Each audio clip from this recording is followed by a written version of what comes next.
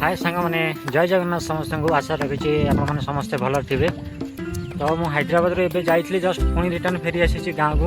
कारण देह जेहेतु टी असुस्थ था भावुली जाइए सिटी से टे चेकअप करें बोली कि गाँव अधे दृश्य देखी मोर अधा देह भल हो आपण मानक देखे निश्चित भाव में मुझे सेयार करी कारण से जिन भी देखिली अनुभव करूँगा देखो मुझे सैकेलिंग करके जाऊँगी माने बाइक भी नहीं आसनी आ बहुत सुंदर लगुच एरिया मतलब एथिकार एरिया पानी पवर मो देह बाजिला ना मो देह अधे सुस्थ हो जाऊँगी। तो आपण मानक भी निश्चित भाव में सेयार करुँची आपने भी देखो मोर गाँव सौंदर्य दृश्य को। Thank you. देख लो एपटे चाष जमी आम चाष ए स्टार्ट होनी हेबा जाऊँगी तली भी पड़ी आम जहाँ कहते तला खेल भी पड़ी सब सब एरिया भी पड़ी आउ 15 दिन मसे पर भी आम रुआपत्ता कम स्टार्ट हो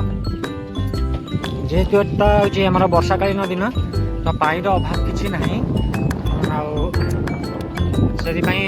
आमर ट्रैक्टर द्वारा हल करा कौन भी लंगल द्वारा भी हल करा जाए